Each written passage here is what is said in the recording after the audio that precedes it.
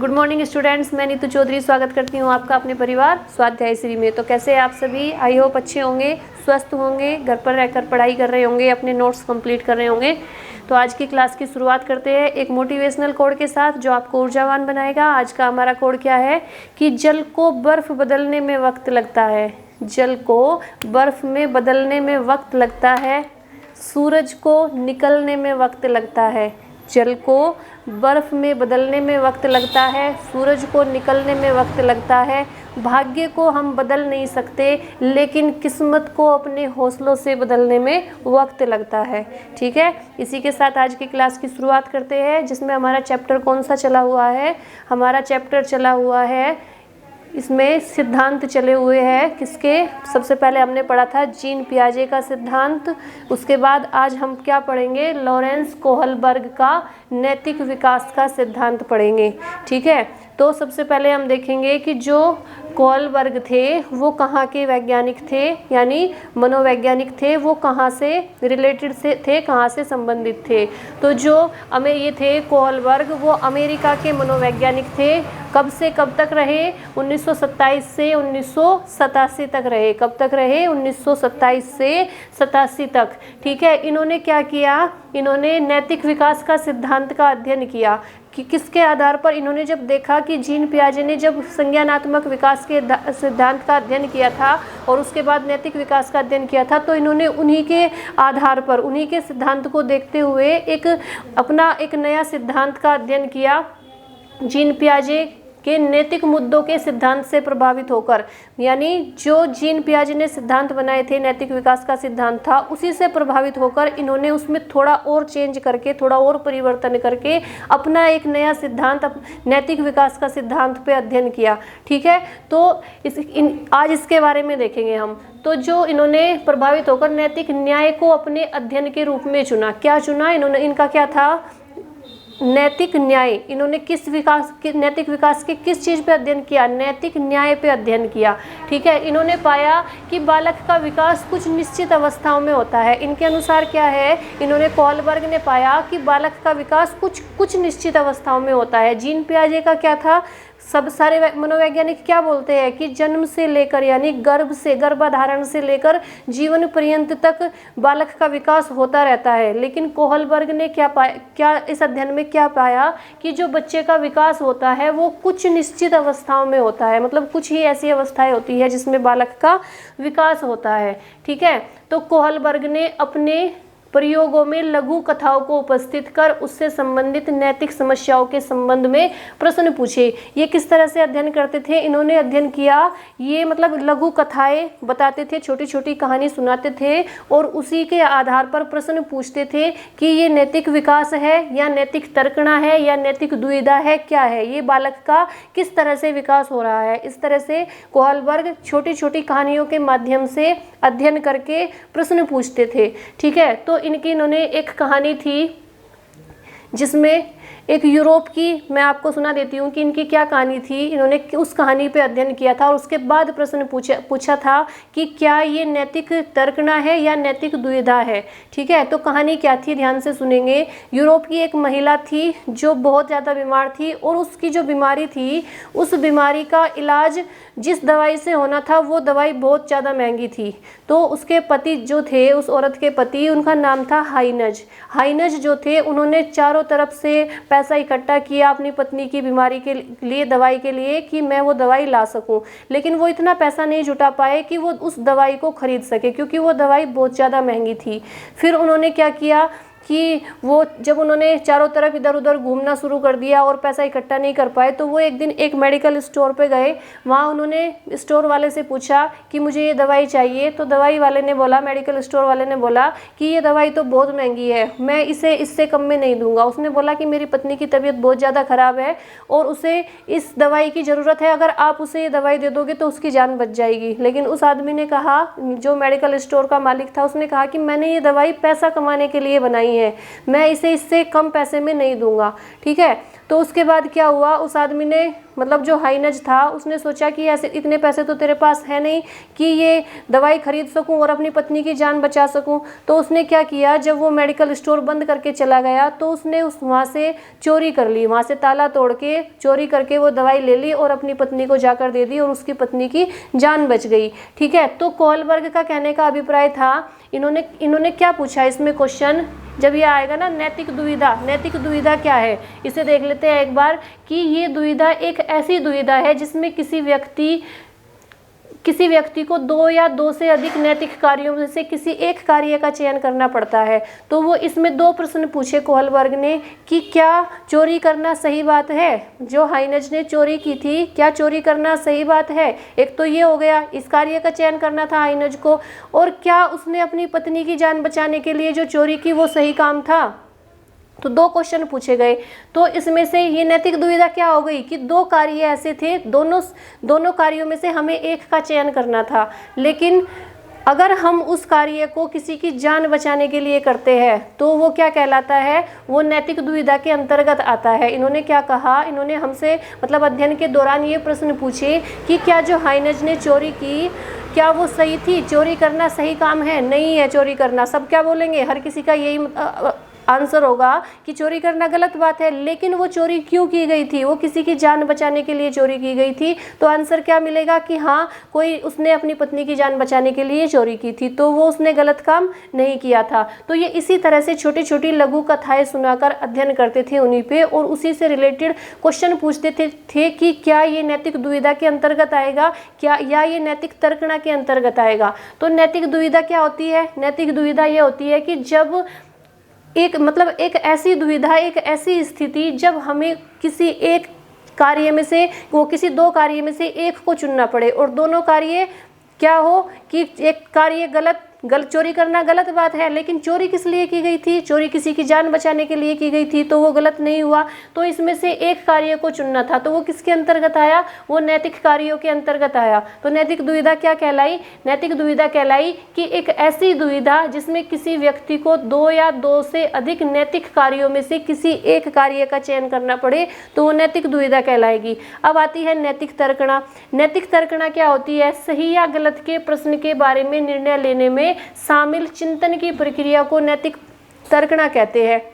अब इन्होंने इसमें भी यही क्वेश्चन पूछा कि क्या चोरी करना सही है, सही या गलत का साथ देना, सही या गलत प्रश्न के बारे में चिंतन करना। क्या चोरी करना गलत सही काम है, नहीं है सही काम, लेकिन चोरी क्यों की गई, अगर चोरी किसी ऐसे माध्यम से की गई, उस कारण के लिए की गई कि जो किसी की जान बच जाए, या किसी के लिए किसी कार्य को उस चोरी को करने से किसी आदमी का भला हो जाए, तो वो चोरी कैसी है, वो गलत नहीं कही जाएगी। तो इसका नैतिक तर्कणा के अंतर्गत क्या कहा जाएगा कि सही या गलत के प्रश्न के बारे में निर्णय लेना, यानी कि ये काम सही है या गलत है, इसके बारे में चिंतन करना क्या कहलाता है, नैतिक तर्कणा कहलाता है। इसे आप साथ साथ ही नोट डाउन भी करते हुए चलेंगे फटाफट से, ठीक है।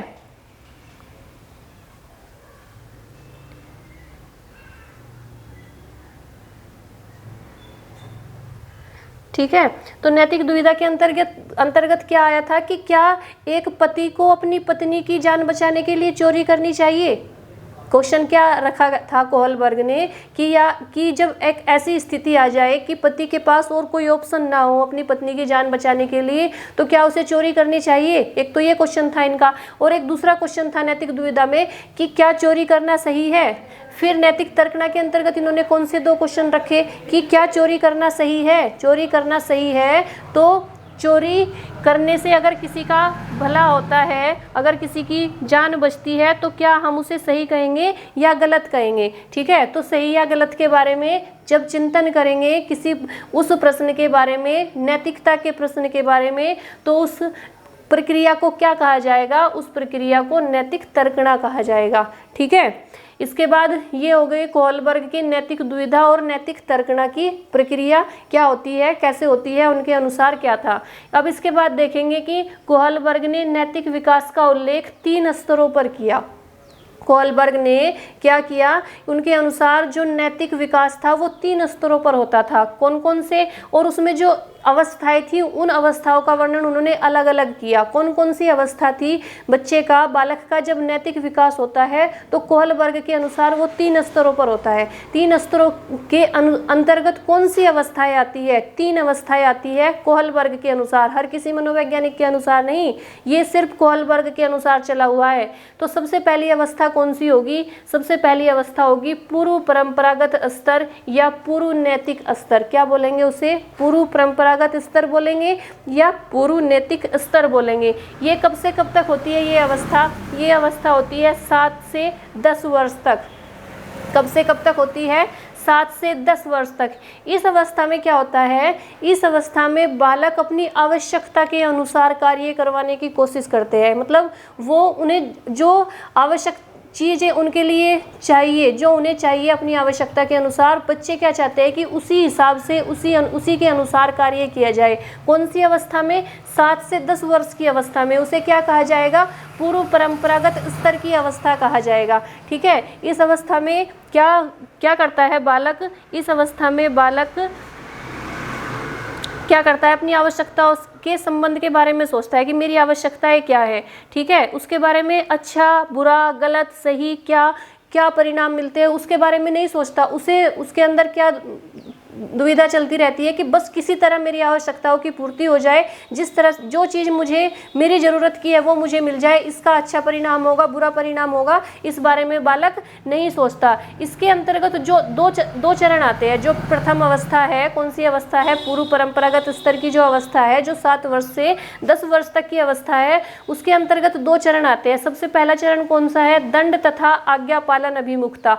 कोहलर का क्या मानना है? दंड तथा आज्ञा पालन अभिमुखता से अभिप्राय है कि कोहलर का मानना है, कोहलर बच्चों के बारे में ये कहते हैं कि अगर बच्चा अपनी स्वीकृति से सारे कार्य करता है, मतलब अपने माँ बाप के अनुसार कहे हुए कार्य करता है, तो क्यों करता है? ताकि उसे दंड ना मिले। वो अपने माँ बाप की, अपने परिवार की आज्ञा का पालन क्यों करता है? ताकि उसे दंड ना मिले। यानी दंड से बचने के लिए, मार से बचने के लिए, डर की वजह से वो अपने माँ बाप की आज्ञा का पालन करता है। किसके अनुसार? कोहल वर्ग के अनुसार। ये कोहल वर्ग का मानना है कि वो बच्चे के बारे में, बालक के बारे में क्या कहते हैं कि एक बालक अपनी स्वीकृति से अगर सारे कार्य करता है, अपने घर में कुछ भी अपने माँ बाप की स्वीकृति से, उनकी इच्छा के अनुसार अगर कार्य करता है, तो क्यों करता है? ताकि उसे दंड न मिले। दंड से बचने के लिए, मार से बचने के लिए, अपने माँ बाप की डांट से बचने के लिए वो कार्य करता है। किसके अनुसार? कोहल वर्ग के अनुसार। कौन सी अवस्था है ये? 7 से 10 वर्ष तक की अवस्था है। इस अवस्था को क्या बोलेंगे? पूर्व परंपरागत स्तर की अवस्था बोलेंगे। एक तो इसका पहला चरण हो गया दंड तथा आज्ञा पालन अभिमुखता। दूसरा चरण क्या हो गया? आत्मरुचि तथा प्रतिफल अभिमुखता। इसका अभिप्राय क्या है? आत्मरुचि तथा प्रतिफल अभिमुखता ही मतलब बच्चा अपनी रुचि के अनुसार वो चाहता है कि मेरी इच्छा पूरी हो, बस मेरी इच्छा पूरी हो और मुझे किसी से कोई लेना देना नहीं है, उसके अनुसार। और प्रतिफल अभिमुखता, उसका प्रतिफल कुछ भी हो, मुझे इस बात से कोई मतलब नहीं है कि इसका फल क्या होगा, मुझे मेरी इच्छा पूरी होनी चाहिए। इस अवस्था में बच्चा क्या सोचता है? आत्मरुचि के बारे में, सिर्फ अपनी इच्छा के बारे में सोचता है कि मुझे ये चीज़ मिलनी चाहिए, इसका रिजल्ट जो भी हो मुझे उससे कोई मतलब नहीं है। तो कोहल वर्ग के अनुसार क्या है पहला चरण? ये है कि बच्चा दंड से बचने के लिए, मार से बचने के लिए, अपने घर वालों की, अपने माँ बाप की जो उनकी स्वीकृति के अनुसार कार्य करता है, वो किस लिए करता है? दंड से बचने के लिए। और दूसरा चरण क्या है? आत्मरुचि और प्रतिफल अभिमुखता, यानी सिर्फ अपनी इच्छा पूरी करने के लिए कि मेरी इच्छा पूरी हो जाए, उसका फल कुछ भी हो मुझे इस बात से कोई मतलब नहीं है। तो ये कौन सी अवस्था हो गई? पूर्व परंपरागत स्तर अवस्था हो गई, या इसे पूर्व नैतिक स्तर की अवस्था भी बोलते हैं। इसका टाइम पीरियड कितना होता है? 7 से 10 वर्ष तक की ये अवस्था होती है। किसके अनुसार? कोहल वर्ग के अनुसार। अब दूसरा स्तर देखेंगे। दूसरा स्तर कौन सा होता है? परंपरागत नैतिक स्तर। जो परंपरागत नैतिक स्तर होता है वो उसका कार्यकाल कितना होता है? वो कब से कब तक की अवस्था होती है? 10 से 13 वर्ष तक की अवस्था होती है। इस अवस्था में क्या होता है? इस स्तर पर बालक समझता है कि समस्त क्रियाएं सही है जिनसे दूसरों की मदद होती है।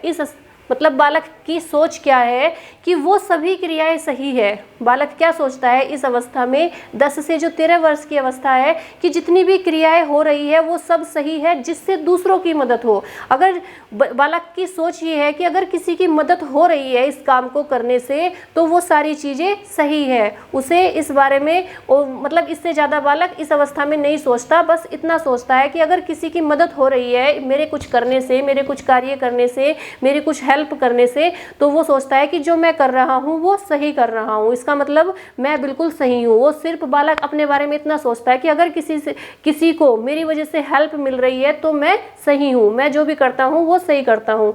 ठीक है। दूसरा, इसके भी 2 चरण हैं, इसके अंतर्गत भी 2 चरण हैं। कौन सी अवस्था के अंतर्गत? परंपरागत नैतिक स्तर की अवस्था के अंतर्गत। कौन कौन से हैं? अधिकार संरक्षण अभिमुखता। अधिकार संरक्षण अभिमुखता के अंतर्गत क्या है कि इस अवस्था में बच्चे नियम एवं व्यवस्था के प्रति जागरूक होते हैं।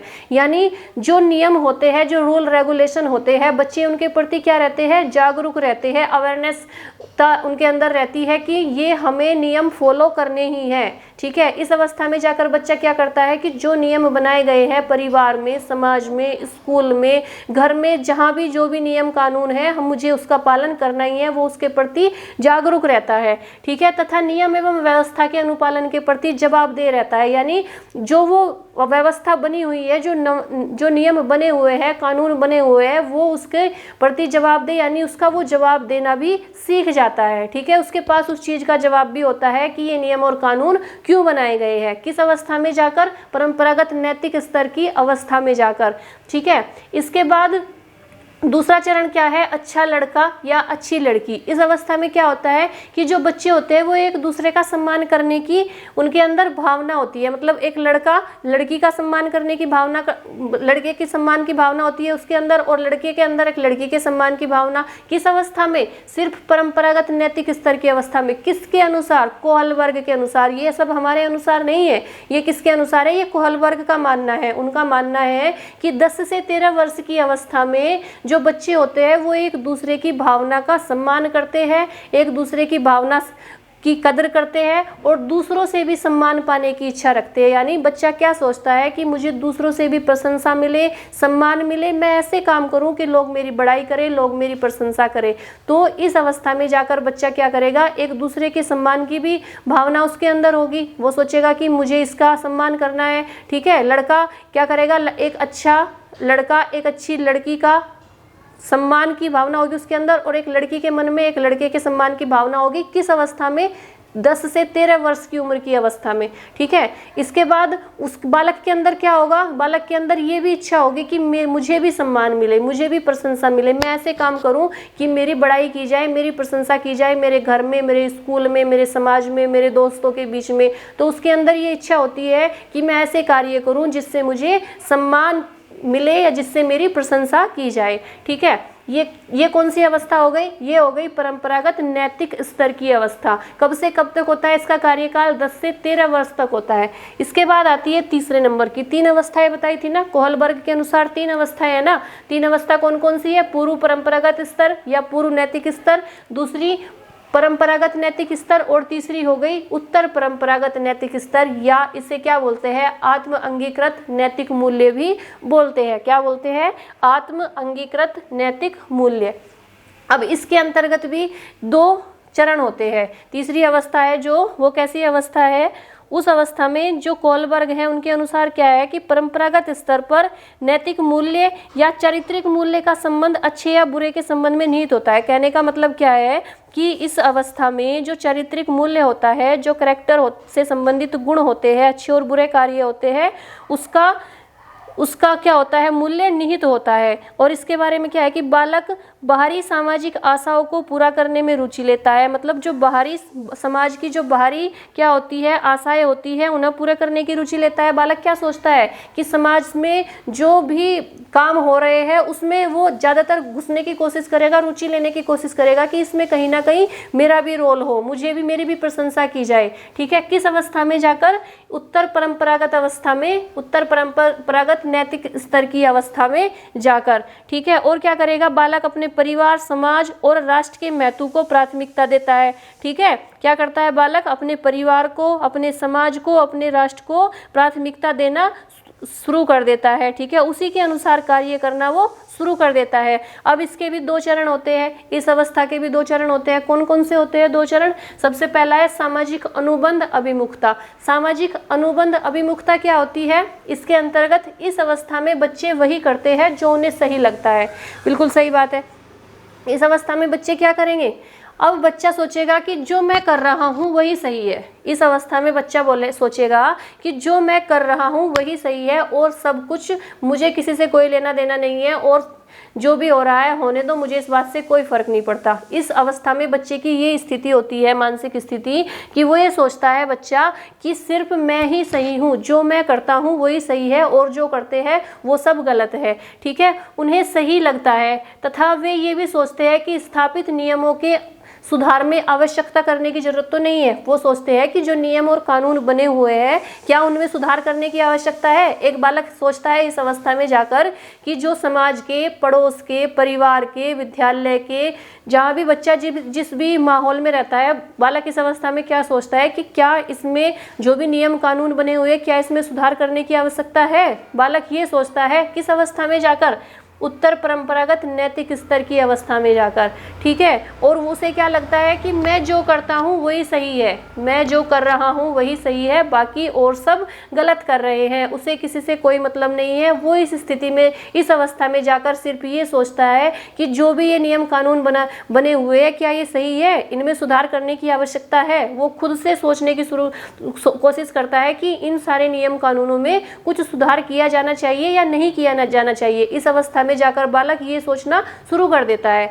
इसके बाद क्या है? दूसरा है सार्वभौमिक नैतिक सिद्धांत अभिमुखता। सार्वभौमिक नैतिक सिद्धांत अभिमुखता का सिद्धांत क्या है? इस अवस्था में क्या होता है? इस अवस्था में होता है कि बच्चे का आचरण दूसरे की प्रतिक्रियाओं के विचार किए बिना, मतलब जो बालक है उसका आचरण, उसका व्यवहार क्या है? दूसरे की प्रतिक्रियाओं के विचार किए बिना, मतलब उससे दूसरों से कोई मतलब नहीं है, दूसरों की क्या प्रतिक्रिया है उसके प्रति उस पर विचार नहीं करता और आंतरिक आदर्शों के द्वारा होता है। उसके जो मन के विचार होते हैं, जो आंतरिक विचार होते हैं, वो उन्हीं के अनुसार कार्य करना शुरू कर देता है। इस अवस्था में जाकर उसे दूसरों की प्रतिक्रिया से, दूसरों से कोई मतलब नहीं होता कि दूसरा व्यक्ति कैसे कार्य कर रहा है, मुझे इसी तरह से कार्य करना है। वो खुद की, उसके आंतरिक अवस्था, उसकी जो आंतरिक मन में चल रहा होता है, जो उसे सही लगता है, जो उसे लगता है कि मुझे ये करना चाहिए या नहीं करना चाहिए, वो उन्हीं आदर्शों पर चलता है, ना कि अपने आसपास के, अपने परिवार के, अपने समाज के, अपने स्कूल के, अपने सहपाठियों के, उन सब की प्रतिक्रिया के बारे में सोचेगा। उन सारी चीज़ों के बारे में ना सोचकर सिर्फ अपने बारे में, यानी अपने आदर्शों के बारे में कि मैं जो करूँगा वही सही होगा। इस अवस्था में जाकर बालक ये सोचता है तथा यहाँ बच्चे के अनुरूप व्यवहार करना है। मतलब वो क्या सोचता है कि मेरे अनुरूप, जो मैं चाहता हूँ वही किया जाए। इस अवस्था में बच्चा क्या सोचता है कि मेरे अनुरूप व्यवहार किया जाए।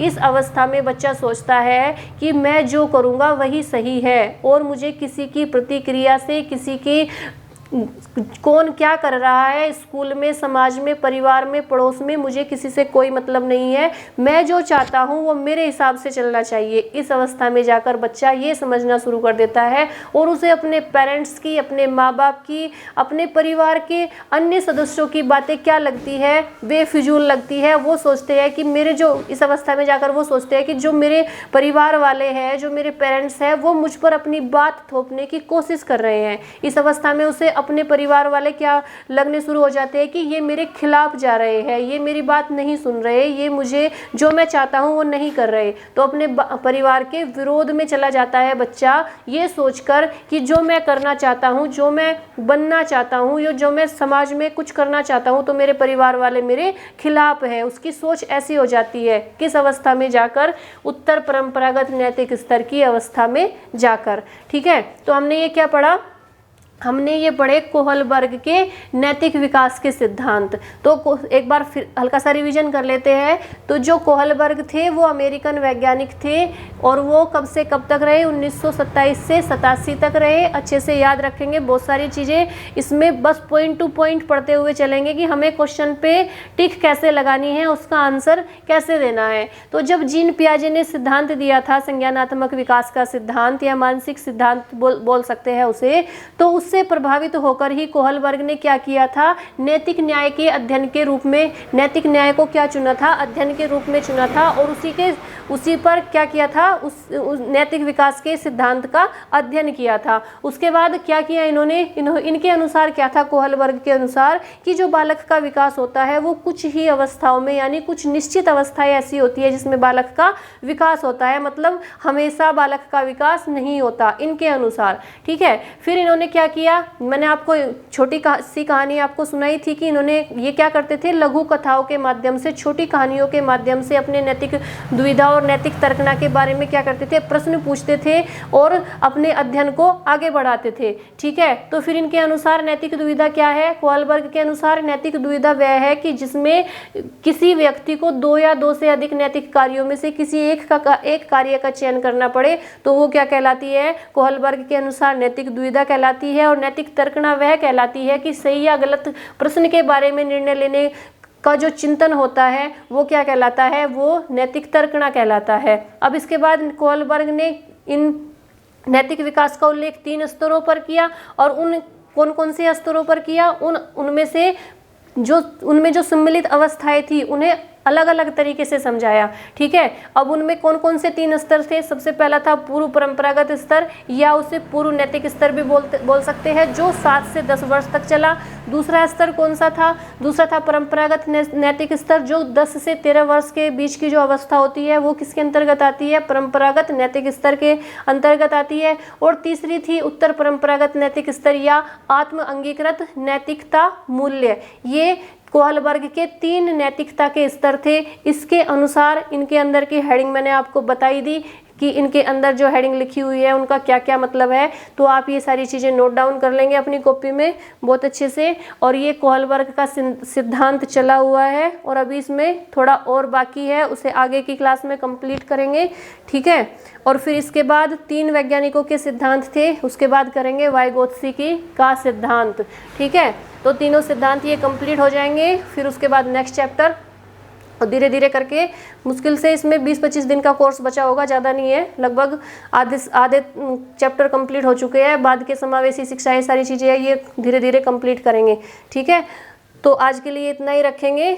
आपको क्या करना है, ये सारे एक एक पॉइंट नोट करने हैं, अपनी कॉपी में अच्छे से नोट्स बनाने हैं और फिर इन्हें याद करना है। और जब तक आपका बेस क्लियर नहीं होगा ना, जब तक आपकी थ्योरी क्लियर नहीं होगी, तब तक आप क्वेश्चन का आंसर सही से नहीं लगा सकते, तब आपको कन्फ्यूजन रहेगा। क्योंकि वो जो 4 ऑप्शन देते हैं ना क्वेश्चन में, वो चारों बिल्कुल मिले जुले होते हैं, उसमें से एक क्वेश्चन निकालना मुश्किल हो जाता है। कब, जब हमारी थ्योरी क्लियर नहीं है। लेकिन जब हमारी थ्योरी क्लियर है तो हम फटाफट से आंसर लगा देते हैं। ठीक है, तो आज के लिए इतना ही रखेंगे। और जैसे मैं आपको डेली बोलती हूँ कि वीडियो को ज़्यादा से ज़्यादा शेयर कीजिए, लाइक कीजिए, चैनल को सब्सक्राइब कीजिए। और जो नए बच्चे जुड़े हुए हैं, अगर वो पिछली क्लास लेना चाहते हैं तो प्लेलिस्ट पे जाइए और वहाँ से अपनी पिछली क्लास कंप्लीट कीजिए और सपोर्ट कीजिए। बस और क्या बोलना है, सपोर्ट तो आप लोग कर ही नहीं रहे, जैसे दिख ही रहा है वो तो। ठीक है, तो आज के लिए इतना ही रखेंगे। धन्यवाद। जय हिंद, जय भारत।